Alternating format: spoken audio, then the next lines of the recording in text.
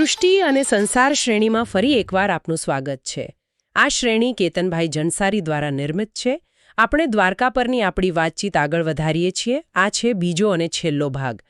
ગયા વખતે આપણે એ જોયું કે ડૉક્ટર S.R. રાવ અને એમની ટીમે કેવી રીતે દરિયાની અંદર પેલી બધી મુશ્કેલીઓ વચ્ચે ખોદકામ પાર પાડ્યું હતું, કઈ પદ્ધતિઓ વાપરી હતી. પણ આજે વાત એનાથી પણ વધુ રોમાંચક છે, નહીં? કે આખરે મળ્યું શું ત્યાં? એ ઊંડા પાણીમાં ખરેખર શું છુપાયેલું હતું? અને પેલો મોટો સવાલ, શું એ ખરેખર કૃષ્ણની દ્વારકા હતી? ચાલો આજે આ પુરાવાઓમાં થોડા ઊંડા ઉતરીએ. બિલકુલ. પેલી કાર્ય પદ્ધતિની જટિલતાઓ સમજ્યા પછી હવે સમય છે મહેનતના ફળ જોવાનો, એટલે કે પુરાવાઓનું વિશ્લેષણ કરવાનું. કારણ કે આ ખોજ માત્ર ટેકનિકલ નહોતી, પણ એનો ઐતિહાસિક અને સાંસ્કૃતિક મહત્વ શું કહેવાય ઘણું જ મોટું છે. જોઈએ કે પુરાવા શું કહી રહ્યા છે. શરૂઆત કરીએ પાણીની અંદરની શોધખોળથી. ગયા વખતે આપણે પેલા સાધનોની વાત કરી હતી, ઇકો સાઉન્ડર, સાઇડ સ્કેન સોનાર, જેનાથી નીચે કંઈક છે એવો અંદાજ આવતો હતો. પણ વસ્તુ મળ્યા પછી શું? એને ઓળખવી, નોંધવી, એ બધું કેવી રીતે થતું હશે? એ ખરેખર ખૂબ જ પડકારજનક કામ હતું. જો સોનાર ડેટા તો ખાલી ઇશારો કરે કે નીચે કંઈક છે, પણ એ શું છે, કેટલું મોટું, કઈ હાલતમાં, એ બધું તો મરજીવાઓએ જાતે જઈને જોવું પડે. અને જેમ સ્ત્રોતો કહે છે, આ કામ માટે સમય ખૂબ જ મતલબ કે ઓછો મળતો. ડાઇવિંગ ફક્ત નવેમ્બરથી ફેબ્રુઆરી, જ્યારે પેલો અરબી સમુદ્ર થોડો શાંત હોય, અને એમાં પણ ફક્ત ઓટના સમયે, જ્યારે પાણી થોડું ઓછું હોય, પ્રવાહ ધીમો હોય. એટલે કે કુદરત જ ટાઈમ ટેબલ નક્કી કરતી હતી. આખા વર્ષમાં માંડ 3-4 મહિના, ને એમાંય દિવસના અમુક કલાક જ. બરાબર. પરિણામે શું થાય? એક સિઝનમાં માંડ 40 કે 45 દિવસ જ ખરેખર ડાઇવિંગ થઈ શકે. અને બીજો મોટો પડકાર હતો પાણીની અંદરની દૃશ્યતા, પેલી વિઝિબિલિટી. હા, એ તો હશે જ. ખાસ કરીને કાંપવાળું પાણી હોય ત્યારે. ચોક્કસ. ચોમાસા પછી તો નદીઓનો બધો કાપ દરિયામાં આવે એટલે પાણી ઢોળું જ હોય. ક્યારેક તો એટલી ઓછી વિઝિબિલિટી હોય કે પોતાના હાથ પણ માંડ દેખાય. હવે આવી સ્થિતિમાં પથ્થરો ઓળખવા, માપવા, એના ફોટા પાડવા, નમૂના લેવા, વિચાર કરો કેટલું અઘરું હશે. અને વસ્તુઓની હાલતનું શું? હજારો વર્ષ પાણીમાં રહે પછી તો બધું ખરાબ થઈ જાય ને? હા, એ પણ એક મોટો મુદ્દો છે. દરિયાનું ખારું પાણી અને સતત પ્રવાહ એ મોટાભાગની વસ્તુઓનો દુશ્મન છે. લાકડું તો લગભગ ગળી જ જાય, સિવાય કે એ કાંપમાં એવી રીતે દટાયું હોય કે ઓક્સિજન જ ના મળે. ધાતુઓ હોય તો એનું ભારે ક્ષારણ થાય, મતલબ કે કાટ લાગી જાય. માટીના વાસણ પણ એકદમ નરમ પડી જાય, પોચા થઈ જાય. ઓહ! ઘણીવાર તો એવી નાજુક વસ્તુઓ મળે કે એને પાણીની બહાર કાઢવાનો પ્રયત્ન કરો ત્યાં જ તૂટી જાય.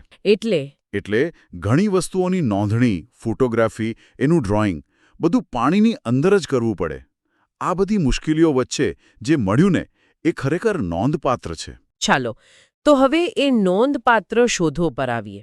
પહેલો સવાલ, શું ત્યાં કોઈ મોટી ઇમારતો જેવું, દિવાલો કે આખું નગર વસ્યું હોય એવા કોઈ પુરાવા મળ્યા? હા, અને એ પણ ખૂબ જ પ્રભાવશાળી. સંશોધનમાં રેતીના પથ્થરોના એટલે કે સેન્ડસ્ટોનના મોટા મોટા ચોક્કસ આકારમાં ઘડેલા બ્લોક્સ મળ્યા, એનાથી બનેલી મજબૂત દિવાલો. આ કોઈ આડાઅવળા પથ્થર નહોતા, પણ વ્યવસ્થિત કાપીને એકબીજા સાથે બંધ બેસે એમ ગોઠવેલા હતા. ક્યાં મળ્યા? કેટલી ઊંડાઈએ? લગભગ 70 ફૂટ પાણી નીચે. ત્યાં એક આખું સુઆયોજિત અને કિલ્લેબંધ નગર હોય ને, એના અવશેષો સ્પષ્ટ દેખાયા. એમાં શેરીઓની ગ્રીડ પેટર્ન હતી, મતલબ કે રસ્તાઓ એકબીજાને કાટખૂણે મળતા હોય એવી રચના, અને બંદર હોવાના પણ પુરાવા મળ્યા. કિલ્લેબંધ નગર અને શેરીઓની જાળીદાર રચના 70 ફૂટ નીચે. આ તો કોઈ વિકસિત સભ્યતાની નિશાની લાગે છે. કેટલો મોટો વિસ્તાર હશે આ? ડૉક્ટર રાવ અને એમની ટીમે લગભગ અડધો માઇલ એટલે કે 800 મીટર સુધી ફેલાયેલા નગરના 6 જેટલા અલગ અલગ ભાગ શોધ્યા. સેક્ટર્સ જેને કહેવાય. અને આ બધા ભાગોની ફરતે રક્ષણાત્મક દિવાલો હતી, એટલે કે કિલ્લેબંધ હતા. કેટલાક તો એકબીજા સાથે જોડાયેલા પણ હતા. 2 મુખ્ય રસ્તા પણ મળ્યા. અને એ રસ્તા ખબર છે કેટલા પહોળા હતા? લગભગ 18 મીટર, એટલે કે 60 ફૂટ જેટલા. 18 મીટર પહોળા રસ્તા? આ તો આજના જમાનામાં પણ ઘણા પહોળા કહેવાય. આશ્ચર્યજનક છે. અને આ બાંધકામ દરિયા કિનારે હતું કે પછી દરિયાની અંદર? મતલબ કઈ રીતે કર્યું હશે? એનાથી પણ વધુ રસપ્રદ વાત એ છે કે આ બધા બાંધકામનો જે પાયો હતો ને એ મોટા કુદરતી પથ્થરો પર નાખવામાં આવ્યો હતો, બોલ્ડર્સ પર. આ શું બતાવે છે? ડૉક્ટર રાવ અને બીજા નિષ્ણાતોનું માનવું છે કે આ એ બતાવે છે કે લગભગ 3600 વર્ષ પહેલાં સમુદ્રમાંથી જમીન પાછી મેળવીને, એટલે કે લેન્ડ રિક્લેમેશન કરીને આ શહેર વસાવ્યું હતું. રિક્લેમેશન મતલબ દરિયામાં જમીન બનાવીને. હા, બરાબર. દરિયા કિનારાથી આગળ વધીને છીછરા પાણીમાં પથ્થરો, માટી નાખીને નવી જમીન બનાવી અને એના પર આખું નગર ઊભું કર્યું. આ એ સમયની ઇજનેરી કુશળતાનું ઉત્તમ ઉદાહરણ છે, ખરું ને? ખરેખર 3600 વર્ષ પહેલા દરિયામાંથી જમીન મેળવીને શહેર વસાવવું અકલ્પનીય. શું આવા કોઈ વર્ણન આપણા પ્રાચીન ગ્રંથોમાં છે? બિલકુલ સાચી દિશામાં તમારો સવાલ છે. મહાભારત અને ખાસ કરીને હરિવંશ પુરાણમાં દ્વારકા નગરીનું જે વર્ણન આવે છે એની સાથે આ અવશેષોનું ગજબનું સામ્ય છે. હરિવંશમાં સ્પષ્ટ લખ્યું છે કે દ્વારકા એક કિલ્લેબંધ નગર હતું. ઊંચી દિવાલો, બુર્જો હતા. બુર્જ એટલે પેલા કિલ્લાની દિવાલમાંથી બહાર નીકળતા મિનારા જેવા ભાગ. હા હા, રક્ષણ માટે હોય તેમ. બરાબર. તો પાણી નીચે જે મળ્યું છે એમાં આ જ પ્રકારની કિલ્લેબંધી અને બુર્જ જેવી રચનાઓ દેખાય છે. અને હરિવંશમાં એમ પણ કહ્યું છે કે દ્વારકાનું નિર્માણ સમુદ્ર દ્વારા અપાયેલી જમીન પર થયું હતું, જે આપણે પેલી રિક્લેમેશનની વાત કરી એની સાથે બરાબર બંધ બેસે છે. અને પેલું મુખ્ય ભૂમિ સાથે જોડાણવાળું? હા, ગ્રંથોમાં ઉલ્લેખ છે કે દ્વારકા મુખ્ય ભૂમિ સાથે એક સાંકડી પટ્ટીથી જોડાયેલું હતું. આજે પણ તમે જુઓ તો ઓટ વખતે દ્વારકા અને બેટ દ્વારકા વચ્ચે અમુક ભાગ ખુલ્લો થાય છે. એ પણ આ વર્ણનને ટેકો આપે છે. હરિવંશ મુજબ દ્વારકાનો વિસ્તાર 12 યોજન હતો. જોકે એ માપ કેટલો થાય એમાં મતભેદ છે, પણ મળેલા અવશેષોનો વિસ્તાર જોતા એ ઘણું મોટું નગર હશે એમ લાગે છે. પૂરો વિસ્તાર તો હજુ શોધાયો નથી. આ સરખામણી તો ખરેખર રોમાંચક છે. મતલબ ખાલી વાર્તા નહીં, પણ ભૌતિક પુરાવા અને શાસ્ત્રોનું વર્ણન જાણે એકબીજાને મળતા હોય એવું લાગે છે. તમે બેટ દ્વારકાનો ઉલ્લેખ કર્યો, ત્યાં શું મળ્યું? હા, બેટ દ્વારકા, જેને કેટલાક લોકો પ્રાચીન કુશસ્થલી પણ માને છે, ત્યાં પણ કિનારા પર ખોદકામ થયું છે. ત્યાં 560 મીટર લાંબી મોટા પથ્થરોની બનેલી એક જૂની દિવાલ મળી, કદાચ ભરતીના મોજા સામે રક્ષણ માટે હોય. અને ત્યાંથી જે માટીકામના નમૂના મળ્યા એનું જ્યારે ટીએલ ડેટિંગ કર્યું. ટીએલ ડેટિંગ એ શું છે બરાબર? અને કેમ મહત્વનું છે? ટીએલ એટલે થર્મોલ્યુમિનેસન્સ. એ એક વૈજ્ઞાનિક પદ્ધતિ છે. એનાથી માટી કે પથ્થર જેવી વસ્તુને છેલ્લે ક્યારે ગરમ કરેલી, જેમ કે કુંભારે વાસણ પકવ્યું હોય ને ત્યારે, એ સમય જાણી શકાય. વસ્તુમાં જે કુદરતી રેડિયેશન જમા થયું હોય ને એને માપીને. તો બેટ દ્વારકાના માટીકામનું ટીએલ ડેટિંગ ઈસવીસન પૂર્વે 1528નું આવ્યું, એટલે કે આજથી લગભગ 3500 વર્ષ પહેલાંનું. 3500 વર્ષ? હા, અને આ સમયગાળો મહત્વનો એટલા માટે છે કારણ કે એ પરંપરાગત રીતે જે મહાભારત યુદ્ધનો સમય મનાય છે, ઈસવીસન પૂર્વે 1500થી 1000ની વચ્ચે, એની બહુ નજીક છે. એટલે આ ડેટિંગ દ્વારકાને મહાભારત કાળ સાથે જોડતો એક મોટો વૈજ્ઞાનિક પુરાવો બન્યો. સમજાઈ ગયું. તો આ થઈ બાંધકામની વાત. પણ શું રોજબરોજના જીવન સાથે જોડાયેલી કોઈ વસ્તુઓ, કલાકૃતિઓ, આર્ટિફેક્ટ્સ જેને કહીએ, એવું કંઈ મળ્યું જેનાથી ખબર પડે કે લોકો શું વાપરતા, કેમ જીવતા? હા, ઘણી બધી મહત્વની કલાકૃતિઓ મળી જે તે સમયના જીવન, વેપાર, સંસ્કૃતિ પર પ્રકાશ પાડે છે. એમાંય સૌથી વધુ ચર્ચાસ્પદ અને કદાચ સૌથી નોંધપાત્ર શોધ હતી એક નાનકડી મુદ્રા, સીલ જેને કહીએ, શંખમાંથી બનાવેલી. મુદ્રા? શંખની? કેટલી મોટી હશે? સાવ નાની, ફક્ત 18 મિલીમીટર બાય 20 મિલીમીટર. આપણા અંગૂઠાના નખથી સહેજ મોટી સમજો ને. ઓહ! અને એના પર શું હતું? એના પર 3 પ્રાણીઓ કોતરેલા હતા. એક તો ખૂંદવાળો બળદ, બીજો પેલો યુનિકોર્ન એટલે કે એક શૃંગી અશ્વ, અને ત્રીજી એક બકરી. અને ત્રણેય પ્રાણીઓ ઘડિયાળના કાંટાની વિરુદ્ધ દિશામાં, મતલબ કે એન્ટી ક્લોકવાઇઝ જતા હોય એમ બતાવ્યા હતા. રસપ્રદ. અને ડૉક્ટર રાવના મતે આ પ્રાણીઓના ચિહ્નો મૂળ તો સિંધુ ખીણની સંસ્કૃતિના છે, પણ એની જે બનાવટની શૈલી હતી એમાં થોડો બહેરીનિયન પ્રભાવ દેખાતો હતો. સિંધુ ખીણનું ચિહ્ન અને બહેરીનિયન શૈલી. બહેરીન એટલે પેલું પર્શિયન ગલ્ફવાળું? આ ભેગું કેમ? બરાબર. એ જ આ મુદ્રાને મહત્વની બનાવે છે. એ સૂચવે છે કે દ્વારકા ફક્ત સ્થાનિક કેન્દ્ર નહોતું, પણ એના પશ્ચિમ એશિયા સાથે, ખાસ કરીને બહેરીન સાથે, જે કદાચ ત્યારે દિલમુન તરીકે ઓળખાતું હશે, ગાઢ દરિયાઈ વ્યાપાર અને સાંસ્કૃતિક સંબંધો હતા.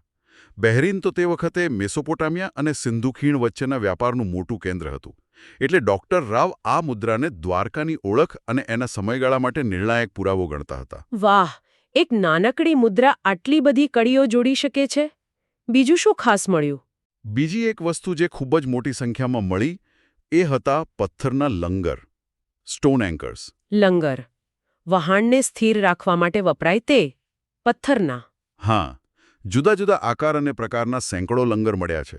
આટલી મોટી સંખ્યામાં લંગર મળવા એ જ બતાવે છે કે દ્વારકા કેટલું વ્યસ્ત અને મહત્વનું બંદર હશે. કેવા હતા આ લંગર? બધા એક સરખા? ના, મુખ્યત્વે 3 પ્રકારના જોવા મળ્યા. એક હતા ત્રિકોણાકાર, જેમાં 3 કાણા હોય, 2 નીચે દોરડું બાંધવા, એક ઉપર. આવા લંગર ભૂમધ્ય સમુદ્રના વિસ્તારોમાંથી, જેમ કે લેટ બ્રોન્ઝ એજના યુગારિટ સિરિયા અને સાયપ્રસમાંથી પણ મળ્યા છે. ફરી પાછું પશ્ચિમ સાથેનું જોડાણ. બરાબર. બીજા હતા પ્રિઝમ જેવા, લાંબા લંબચોરસ જેવા, જેમાં ઉપર કાણું હોય. આ હિન્દ મહાસાગર ક્ષેત્રની ખાસિયત ગણાય છે. અને ત્રીજા હતા ગોળ પથ્થર, જેમાં એક જ કાણું હોય. આવા પથ્થર ધોળાવીરા જેવા હડપ્પન સ્થળોએથી પણ મળ્યા છે. કેટલાક માને છે કે આ કદાચ લંગર નહીં, પણ થાંભલા કે ધ્વજદંડ ટેકવવા વપરાતા હશે. પણ મુદ્દો એ છે કે આટલી બધી વિવિધતા અને સંખ્યામાં લંગર મળવા એ દ્વારકાના આંતરરાષ્ટ્રીય દરિયાઈ વેપારનો નક્કર પુરાવો છે. એટલે દ્વારકા ખરા અર્થમાં એક ગ્લોબલ ટ્રેડિંગ હબ જેવું હતું એમ કહી શકાય. માટીકામ વિશે શું? વાસણો કે એવું કંઈ? હા, માટીના વાસણોના ઘણા ટુકડા મળ્યા છે.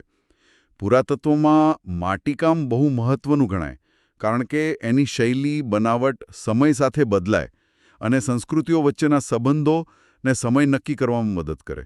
અહીંથી જે મળ્યું એમાં ખાસ કરીને લસ્ટર્સ રેડવેર, એટલે કે ખાસ પ્રકારનું ચમકદાર લાલ રંગનું માટીકામ, અને ગ્રેવેર, એટલે રાખોડી રંગનું માટીકામ મુખ્ય છે. અને આ પ્રકારનું માટીકામ પુરાતત્વવિદો સામાન્ય રીતે ઈસવીસન પૂર્વે 1500ની આસપાસના સમય સાથે જોડે છે, જે પેલી ટીએલ ડેટિંગ સાથે બરાબર બંધ બેસે છે. બેટ દ્વારકામાંથી એક બહુ જ મહત્વનો વાસણનો ટુકડો મળ્યો છે, જેના પર કંઈક લખેલું છે. લખેલું? શું લખેલું છે? કઈ લિપિમાં? એ લખાણ બ્રાહ્મી લિપિ પહેલાંની, કોઈક સંક્રાંતિકાળની લિપિમાં છે. એને ઉકેલવાનો પ્રયાસ થયો છે, જેમાં મહાગચ્છઃ પા જેવું વંચાયું છે, જેનો અર્થ કદાચ મહાસમુદ્ર કે વરુણદેવ રક્ષણ કરો એવો થતો હશે. આ લખાણ ઈસવીસન પૂર્વે 1500-1600નું મનાય છે અને એની ભાષા ઇન્ડો આર્યન સમૂહની, એટલે કે સંસ્કૃત જેવી ભાષાઓના મૂળની હોવાનું જણાય છે. આ ભારતમાં લેખનકળાના ઇતિહાસ માટે પણ બહુ મોટી શોધ કહેવાય. લેખન કળાના પુરાવા, અને તે પણ 3500 વર્ષ જૂના. અદ્ભુત. ધાતુની કોઈ વસ્તુઓ મળી હતી? તાંબા અને પિત્તળની કેટલીક વસ્તુઓ મળી, પણ ખારા પાણીને લીધે ખૂબ ખવાઈ ગયેલી હાલતમાં હતી. એક રસપ્રદ વાત એ છે કે અહીંથી જે પિત્તળ મળ્યું એ લો ઝિંક બ્રાસ છે, જેમાં જસતનું પ્રમાણ ઓછું હોય. આવું જ પિત્તળ લોથલમાંથી પણ મળ્યું છે, જે લગભગ 4400 વર્ષ જૂનું છે. આ પણ ધાતુશાસ્ત્રના ઇતિહાસ માટે મહત્વનું છે. આ સિવાય લોખંડના અમુક ખીલા, ઓજારો જેવા કે છીણી, એવું પણ મળ્યું છે. અને હા, શંખમાંથી બનાવેલી વસ્તુઓ, ખાસ કરીને બંગડીઓના ટુકડા, એ પણ ઘણી મોટી સંખ્યામાં મળ્યા, જે બતાવે છે કે અહીં શંખ ઉદ્યોગ સારો એવો ચાલતો હશે. તો આપણી પાસે હવે કિલ્લેબંધ નગર છે, પહોળા રસ્તા, દરિયામાંથી મેળવેલી જમીન, આંતરરાષ્ટ્રીય વ્યાપારના પુરાવા આપતી મુદ્રા અને લંગર, ચોક્કસ સમયના માટીકામ, પ્રાચીન લખાણ અને ધાતુ શંખના ઉદ્યોગોના પુરાવા પણ છે. આ બધું ભેગું કરીને જોઈએ તો હવે પેલા મૂળ પ્રશ્ન પર આવીએ. આ બધા પુરાવાઓના આધારે ડૉક્ટર રાવ અને બીજા પુરાતત્વવિદો શા માટે એટલા ખાતરીપૂર્વક માનતા હતા કે આ કૃષ્ણની દ્વારકા જ છે? જો આ કોઈ એક પુરાવા પરથી નક્કી નથી થયું, પણ બધા પુરાવાઓ ભેગા મળીને જે ચિત્રો ઊભું કરે છે એના પરથી આ નિષ્કર્ષ આવ્યો છે. એના મુખ્ય કારણો જોઈએ તો, પહેલું, સ્થળ અને પરંપરા. અત્યારનું જે દ્વારકા છે એ જ જગ્યાએ સદીઓથી કૃષ્ણની દ્વારકા હોવાની માન્યતા છે, પૂજા થાય છે. સંશોધન પણ એ જ પરંપરાગત સ્થળે થયું. હા એ તો છે જ. બીજું, શાસ્ત્રોક્ત વર્ણન સાથે સામ્ય.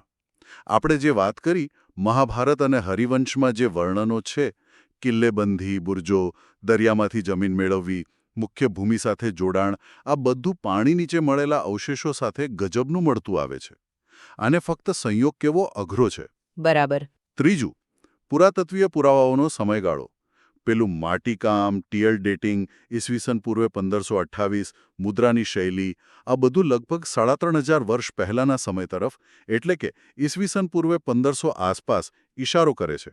અને આ સમય મહાભારતના પરંપરાગત સમય સાથે બરાબર બંધ બેસે છે. અને ચોથું, ડૉક્ટર રાવનો પોતાનો દ્રઢ વિશ્વાસ. એ પોતે ખૂબ અનુભવી પુરાતત્વવિદ હતા.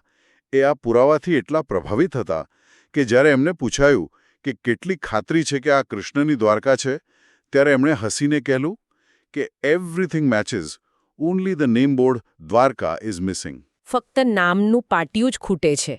આ વાક્ય ઘણું સૂચક છે, પણ પેલી સમયગાળાની વાતમાં થોડો મતભેદ પણ સંભળાય છે. ખંભાતના અખાતમાં તો 9000 વર્ષ જૂના પુરાવા મળ્યાની વાત હતી. એનું શું? હા, એ વાત આવી હતી અને એ મુદ્દો સમજવા જેવો છે. 2000ના દાયકાની શરૂઆતમાં NIOT એટલે કે નેશનલ ઇન્સ્ટિટ્યૂટ ઓફ ઓશન ટેકનોલોજીએ ખંભાતના અખાતમાં સર્વે કરેલો. એમાં લગભગ 120 ફૂટ પાણી નીચે કંઈક માનવ નિર્મિત જેવી રચનાઓ અને અમુક અવશેષો મળ્યા, જેમાં લાકડાનો ટુકડો પણ હતો. અને એનું ડેટિંગ? એ લાકડાનું કાર્બન ડેટિંગ કર્યું તો એ લગભગ 9500 વર્ષ જૂનો નીકળ્યો, એટલે કે ઈસવીસન પૂર્વે 7500. આનાથી ઘણી ઉત્સુકતા જાગી હતી, એ સાચું. તો પછી એ દ્વારકા સાથે જોડાયેલું છે? જો ડૉક્ટર રાઓ અને બીજા ઘણા પુરાતત્વવિદોનું માનવું હતું કે ખંભાતના અખાતમાં મળેલા આ પુરાવા હાલના દ્વારકા પાસે જે મળ્યું છે એનાથી અલગ છે, સીધા જોડાયેલા નથી. એ કદાચ કોઈ બીજી અત્યંત પ્રાચીન વસાહત હોઈ શકે જે હિમયુગ પછી દરિયાની સપાટી વધી એમાં ડૂબી ગઈ હોય. અચ્છા. પણ હા, ડૉક્ટર રાવે આ 9000 વર્ષ જૂના પુરાવાનો ઉપયોગ એ ગણતરી કરવા કર્યો કે છેલ્લા 7500 વર્ષમાં દરિયાની સપાટી કેટલી વધી છે, લગભગ 30 મીટર. એ હિસાબે દ્વારકાના સમયમાં એટલે કે 3500થી 3800 વર્ષ પહેલાં દરિયાની સપાટી લગભગ 10 મીટર જેટલી વધી હોઈ શકે, જે દ્વારકાના ડૂબવા માટે પૂરતી છે. ઓકે, એટલે ખંભાતના પુરાવા સીધા દ્વારકા નથી, પણ દ્વારકા કેમ ડૂબ્યું હશે એ સમજવામાં મદદ કરે છે. દરિયાની સપાટીના વધારાનો દર બતાવે છે. બરાબર, એનો સંદર્ભ એ છે. પણ એક બીજો મુદ્દો સરસ્વતી નદીનો છે. મેં વાંચ્યું છે કે દ્વારકાના સમયના ગ્રંથોમાં, મહાભારતમાં સરસ્વતીનો ઉલ્લેખ જીવંત નદી તરીકે આવે છે. પણ વૈજ્ઞાનિકો કહે છે કે સરસ્વતી તો લગભગ ઈસવીસન પૂર્વે 1900માં, એટલે કે આજથી લગભગ 3900-4000 વર્ષ પહેલાં સુકાઈ ગઈ હતી. જો દ્વારકાનો સમય ઈસવીસન પૂર્વે 1500 આસપાસનો હોય તો એ તો સરસ્વતી સુકાઈ ગયા પછીનો સમય થયો. આ વિરોધાભાસ નથી લાગતો? આ એક ખૂબ જ મહત્વનો અને હા જટિલ મુદ્દો છે. અને એ બતાવે છે કે દ્વારકાના ચોક્કસ સમયગાળા વિશે હજુ સંશોધન અને ચર્ચા ચાલી રહી છે. તમે બિલકુલ સાચા છો. જો ગ્રંથો દ્વારકા સમયે સરસ્વતીને વહેતી બતાવતા હોય અને જો સરસ્વતી ઈસવીસન પૂર્વે 1900 આસપાસ સુકાઈ ગઈ હોય, તો તર્ક એવું કહે છે કે દ્વારકાનો સમયગાળો ઈસવીસન પૂર્વે 1900 કરતાં જૂનો હોવો જોઈએ. આના કારણે કેટલાક વિદ્વાનો એવું માને છે કે દ્વારકાનો સમય કદાચ ડૉક્ટર રાવના અંદાજ ઈસવીસન પૂર્વે 1500 કરતાં પણ જૂનો, કદાચ ઈસવીસન પૂર્વે 3000ની આસપાસનો, એટલે કે આજથી 5000 વર્ષ પહેલાંનો હોઈ શકે. આ સમય સરસ્વતી નદીના વહેતા હોવાના પુરાવા સાથે વધુ બંધ બેસે છે. વળી મહાભારત સાથે જોડાયેલા બીજા સ્થળો જેમ કે કુરુક્ષેત્ર, હસ્તિનાપુર, ત્યાંના ખોદકામ પણ ઈસવીસન પૂર્વે 2800 સુધીના પુરાવા આપે છે. તો શું ડૉક્ટર રાવનું ડેટિંગ ખોટું હતું? એવું સીધું ના કહી શકાય. ડૉક્ટર રાવનું ડેટિંગ એમને જે મળ્યું એના પર આધારિત હતું.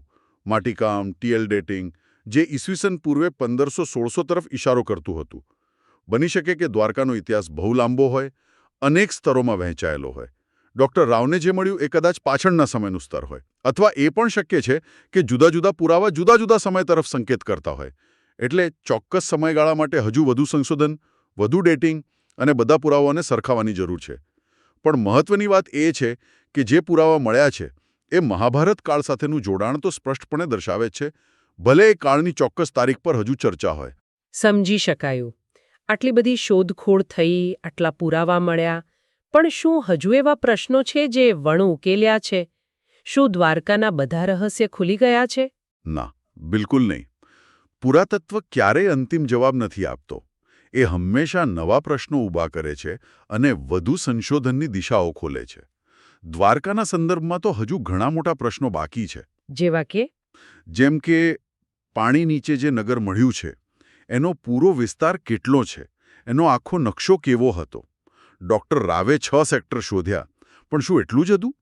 કે હજુ વધુ ઊંડાણમાં કે વધુ મોટા વિસ્તારમાં કંઈક દટાયેલું છે?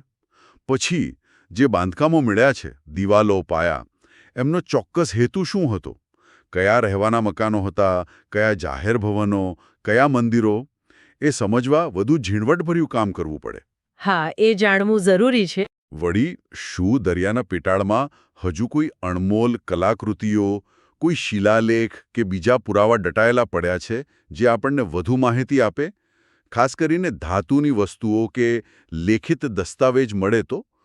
અને દ્વારકા ડૂબ્યું શા માટે? એનું ચોક્કસ કારણ શું? ફક્ત દરિયાની સપાટી ધીમે ધીમે વધી એટલે? કે પછી કોઈ મોટી સુનામી આવી હતી, કોઈ ભૂકંપ?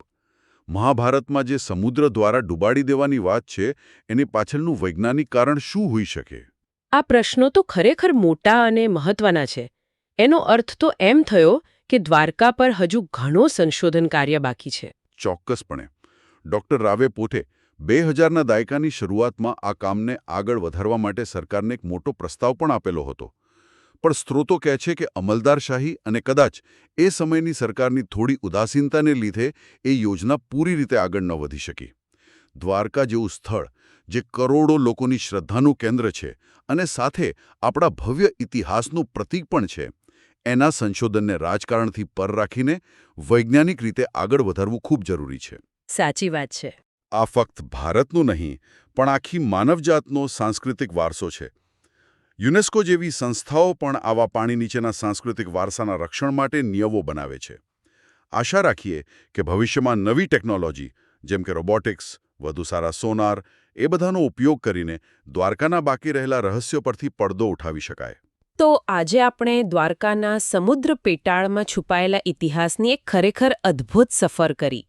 મોટા પથ્થરોની બનેલી પેલી કિલ્લેબંધ દિવાલો, વ્યસ્ત બંદરની સાબિતી આપતા સેંકડો લંગર, પશ્ચિમ એશિયા સાથેના સંબંધો બતાવતી નાનકડી મુદ્રા, હજારો વર્ષ જૂના માટીકામ અને લખાણ, આ બધું મળીને આપણને હજારો વર્ષ પહેલાંના એક ભવ્ય અને જીવંત નગરની ઝલક આપે છે. અને સૌથી મહત્વની વાત, આ પુરાવાઓ મહાભારત અને બીજા ગ્રંથોમાં વર્ણવેલી દ્વારકાની કથાને ફક્ત કલ્પના નહીં, પણ એક ઐતિહાસિક વાસ્તવિકતાની બહુ નજીક લઈ જાય છે. ભલે ચોક્કસ સમયગાળા કે બીજા અમુક પાસાઓ પર હજુ સંશોધનની જરૂર હોય, પણ ડૉક્ટર S.R. રાવ અને એમની ટીમે જે પાયાનું કામ કર્યું છે, એ ભારતના ગૌરવશાળી અને પ્રાચીન દરિયાઈ ઇતિહાસને સમજવામાં એક સીમાચિહ્નરૂપ છે. આશા રાખીએ કે ભવિષ્યમાં આ સંશોધન કાર્ય નવી ઊર્જા અને સાધનો સાથે આગળ વધે અને દ્વારકાના બાકી રહેલા રહસ્યો પણ આપણી સામે ઉજાગર થાય.